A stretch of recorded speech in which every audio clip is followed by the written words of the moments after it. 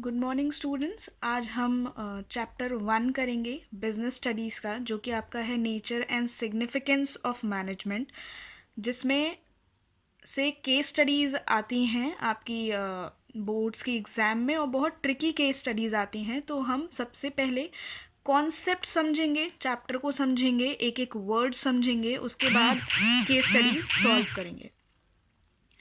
अब सबसे पहले बात करते हैं nature and significance of management में कि मैनेजमेंट आखिर होता क्या है। सबसे पहले जो बेसिक डेफिनेशन है मैनेजमेंट की, हम उस पर ध्यान दें तो यहाँ पे डेफिनेशन दी हुई है, management is the process of getting things done along with the aim of achieving goals effectively and efficiently। यानी ये जो डेफिनेशन हम पढ़ रहे हैं, इसमें तीन चीज़ें बहुत क्लियर बेसिस पे दी हुई हैं। पहला, management is the process of getting things done along with the aim of achieving goals effectively and efficiently। ठीक है, अब यहाँ पे हम देखेंगे मैनेजमेंट होता क्या है। सबसे सिंपल सी बात, एक चीज़ मैं आपको बताऊँ कि मैनेजमेंट क्या है, इंटेंजिबल होता है। इंटेंजिबल होने का मतलब कोई एक स्पेसिफिक पर्सन मैनेजमेंट नहीं बनाता है, दो चार लोगों का एक ग्रुप होता है, एक ग्रुप ऑफ पीपल होता है जो मिल के मैनेजमेंट बनाते हैं, जो कि मैंने आपको सिंपल सा एग्जाम्पल क्लासरूम में भी समझाया हुआ है। आपको अगर रियल लाइफ एग्जाम्पल से समझाएं तो हम आपके स्कूल की बात कर सकते हैं। स्कूल में मैंने आपको एग्जाम्पल दिया था कि प्रिंसिपल मैम हैं, मैनेजर सर हैं, इंचार्ज सर हैं, कल्पना मैम हैं, ये सारे लोग मिलके क्या करते हैं, एक मैनेजमेंट बनाते हैं जो कि पूरे स्कूल की फंक्शनिंग को देखता है। तो ये क्या करते हैं, एक प्रोसेस में काम करते हैं जिससे कि हमारा जो गोल है, अब स्कूल का गोल क्या है कि हम बच्चों को क्वालिटी एजुकेशन प्रोवाइड कर पाएँ। तो वो क्या हो गया हमारा यहाँ पे, अचीविंग गोल। दूसरी चीज़ क्या है, इफेक्टिवली एंड इफिशियंटली, जो कि सबसे मेन इम्पॉर्टेंट टर्म है यहाँ के, इफ़ेक्टिवली एंड इफ़िशियंटली। अगर हम बात करें इफ़ेक्टिवनेस की, तो इफ़ेक्टिवनेस का मतलब होता है doing the right task, completing activity and achieving goal concerned with the end result. मतलब ये है कि अगर हम बात करते हैं इफ़ेक्टिवनेस की या इफ़ेक्टिवली की, तो कहने का मतलब है कि मैंने आपको एक काम दिया कि बच्चों आपको ये काम या फिर ये नोट्स बना के लाने हैं। आपने इर्रिस्पेक्टिव ऑफ कि उसमें क्या डालना है, क्या नहीं लिखना है, कौन से पॉइंट्स होने चाहिए, नहीं होने चाहिए, आपने सिंपली वो नोट्स कहीं से कॉपी करके बना लिए, आपने मुझे आगे दिखा दिया। लेकिन इसमें हो क्या रहा है, आपने सिर्फ वो काम किया, आपने वो टास्क कंप्लीट किया, पर उस टास्क को आपसे करवाने के पीछे मेरा जो मोटिव था वो ये था कि आप उस काम को करेंगे, आप खुद से करेंगे तो सेल्फ स्टडी का जो पार्ट है वो एक्टिव होगा आपका। आप सेल्फ स्टडी करोगे, आप चीज़ों को समझोगे, आप पढ़ोगे, आप नोट्स बनाओगे, जो प्रॉब्लम होगी आप वो मुझसे आके पूछोगे। लेकिन यहाँ हो क्या रहा है, आप सिर्फ एक टास्क की तरह उस काम को कर रहे हो, आपको ये पूरा करना है, आपने पूरा करके ख़त्म कर दिया, उसका कोई आउटपुट नज़र नहीं आया। तो वो क्या होता है कि हमें सिर्फ राइट टास्क कंप्लीट करना है, बाकी किसी चीज़ से हमें कोई मतलब नहीं होता। पर जब कभी भी हम बात करते हैं इफ़िशियंसी की, इफ़िशियंसी का मतलब होता है doing the task correctly with minimum cost, यानी हम काम करेंगे पर उसके साथ हमें कॉस्ट को कम रखना है। अब यहाँ पे जब हम बात करते हैं, सिंपल सी डेफिनेशन फर्स्ट वाली पे आते हैं, management is the process of getting things done along with the aim of achieving goal effectively and efficiently. यानी किसी भी ऑर्गेनाइजेशन का जो मैनेजमेंट है, चाहे वो आपके स्कूल का मैनेजमेंट हो, चाहे कंट्री का मैनेजमेंट हो, आपके घर का मैनेजमेंट हो, वो करता क्या है कि जो स्पेसिफिक एम है हमारा, जो स्पेसिफिक गोल है हमारा, उसे हमें अचीव करना है। कैसे, इफेक्टिवली एंड इफ़िशियंटली। ये रही सिंपल सी डेफिनेशन मैनेजमेंट की। मैंने आपको पहले भी बताया हुआ है कि मैनेजमेंट सिर्फ कंपनीज़ में नहीं होता है, आपको हर लाइफ के हर पॉइंट पे मैनेजमेंट दिखेगा।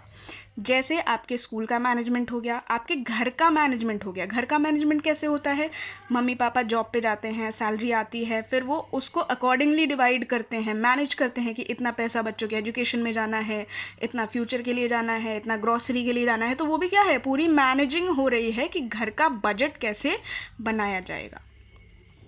इतनी डेफिनेशन समझ में आ गई।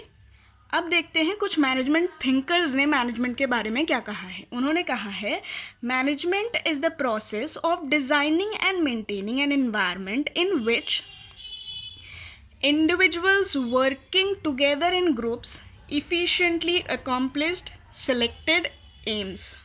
अब जो डेफिनेशन है वो क्या कह रही है कि मैनेजमेंट एक ऐसा प्रोसेस है जिसमें डिज़ाइन किया जाता है और मेंटेन किया जाता है एक ऐसा environment in which individual working together in groups efficiently accomplish selected AIIMS. यानी जो मैनेजमेंट होता है उसका काम क्या है, एक ऐसा इन्वायरमेंट बनाना, कंपनी के अंदर एक ऐसा इन्वायरमेंट बनाना जिसमें कि जो हमारे एम्प्लॉयज़ हैं वो क्या कर सकें, ग्रुप में काम कर रहे हैं अगर या फिर इंडिविजुअल बेसिस पे काम कर रहे हैं, दोनों ही क्या कर सके, अपना बेस्ट एफर्ट कंपनी को दे सकें, जिससे कि हमारी कंपनी का जो भी सिलेक्टेड एम है हम उस एम को पूरा कर सकें। इस चैप्टर की स्टार्टिंग से पहले एनसीईआरटी की जो बुक है आपकी, उसमें केस स्टडी दी हुई है HCL की, जिसमें कि ये बताया गया है कि HCL के जो फाउंडर हैं, ठीक है, उन्होंने किस तरीके से अपनी मैनेजमेंट स्किल्स का यूज़ करते हुए HCL को इस मुकाम तक पहुंचाया है। सेम केस स्टडी आपको पढ़नी है, उस केस स्टडी से रिलेटेड क्वेश्चन भी हम करेंगे। पर पहले हम समझते हैं कि मैनेजमेंट की डेफिनेशन में जो 3 चीज़ें आई थी, प्रोसेस, इफेक्टिवली और इफ़िशिएंटली, इसका क्या मतलब है। प्रोसेस यहाँ बोलता है प्राइमरी फंक्शन और activity that management performs to get things done. Process का मतलब क्या है, एक प्राइमरी ऐसा फंक्शन जो कि कोई भी मैनेजमेंट परफॉर्म करता है, किस लिए, कि जो उसका मेन ऑब्जेक्टिव है उसको पूरा कर सके। मतलब एक ऐसा पाथ बनाना, एक ऐसा रोड बनाना जिस पे चल के हम अपने गोल्स को अचीव कर सकते हैं। दूसरा इफेक्टिवनेस, जो मैंने अभी बताया कि आपको सिर्फ राइट टास्क कंप्लीट करना है, एंड रिजल्ट पे फोकस करना है। उसको करने में अगर कॉस्ट बढ़ रही है तो आपको उस पर ध्यान नहीं देना है। सेकेंड थिंग क्या बताई, efficiency, doing the task correctly with minimum cost, यानी आपको टास्क सही करना है विद कॉस्ट को मिनिमम रखते हुए। अब यहाँ पे कॉस्ट की बात क्यों आई है, कॉस्ट की बात यहाँ पे इसलिए आई है क्योंकि क्लास 11th में जब हम कॉस्ट एंड रेवेन्यू पढ़ रहे थे, उस टाइम पे मैंने आपको बताया था कि कंपनी जब कॉस्ट कम रखती है, तभी जब हम प्रोडक्ट्स को मिनिमम कॉस्ट पे बना पाते हैं, तभी हमारी प्रॉफिट और रेवेन्यू इंक्रीज होती है। मैंने आपको पहले भी बताया हुआ है कि किसी भी कंपनी का मेन जो ऑब्जेक्टिव होता है, ठीक है, वो क्या होता है, survival, profit and then growth. ठीक है, हमें सबसे पहले क्या देखना है कि हम किसी भी कंपनी में सर्वाइव कर पाएँ, किसी भी सिचुएशन में सर्वाइव कर पाएँ। अगर कोई नई कंपनी खोली है, वो आसपास के एनवायरनमेंट को देखते हुए सर्वाइव कर पाए, फिर धीरे धीरे हम उसका प्रॉफिट जनरेट करेंगे, फिर क्या होगा, ग्रोथ के प्रोसेस पे हम आगे बढ़ जाएंगे। तो यहाँ पे क्या करना है, हमको काम तो कंप्लीट करना है विद मिनिमम कॉस्ट, ताकि हम जो भी कॉस्ट लगा रहे हैं उससे एटलीस्ट हमारा रेवेन्यू जनरेट हो सके, ताकि हम कंपनी में, मार्केट में क्या कर पाएँ, सर्वाइव कर पाएँ। सेम चीज़ देखिए नेक्स्ट पॉइंट पे लिखी है, for long time survival and growth of a business its management must try to achieve goals that is effectiveness and at a minimum cost that is efficiency and thus maintain a balance between effectiveness and efficiency। यानी अगर हम बात करें किसी company की, तो कोई भी कंपनी लॉन्ग टर्म में, लॉन्ग टर्म मतलब लंबे टाइम ड्यूरेशन में, 10 साल, 5 साल, 15 साल, 20 साल, इस टाइम के ड्यूरेशन में कैसे सर्वाइव कर पाएगी, जब हम इफेक्टिवनेस और एफिशिएंसी के बीच में एक बैलेंस बनाते हुए चलेंगे। अब हम कॉस्ट का ध्यान ना रखते हुए सिर्फ प्रोडक्शन करते जाएं तो हमें प्रॉफिट जनरेट नहीं होगा, रेवेन्यू जनरेट नहीं होगा, तो इवेंचुअली हमारी कंपनी लॉस में चली जाएगी। लेकिन हमें यहाँ देखना क्या है कि इफ़ेक्टिवनेस और इफ़िशियंसी दोनों के बीच में ऐसा बैलेंस हो कि जितना कॉस्ट हम लगा रहे हैं उससे थोड़ा ज़्यादा हमें रेवेन्यू मिले, ताकि हम सर्वाइव कर पाएँ।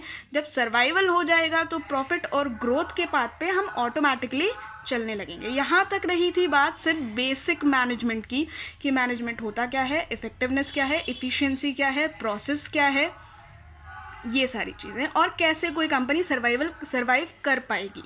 ठीक है, इसके लिए मैंने आपको एग्जांपल भी दिया कि आपके घर में भी मैनेजमेंट होता है, आपके स्कूल में भी मैनेजमेंट होता है, आप बाहर कहीं भी देखो, इवन कंट्री का भी मैनेजमेंट होता है, जो बजट आता है हमारा, ये सारी चीज़ें हैं।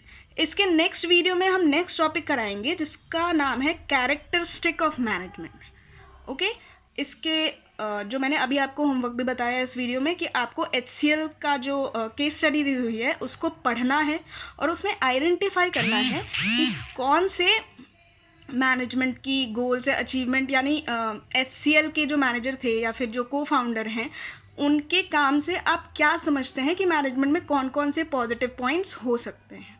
Till then, stay tuned, bye.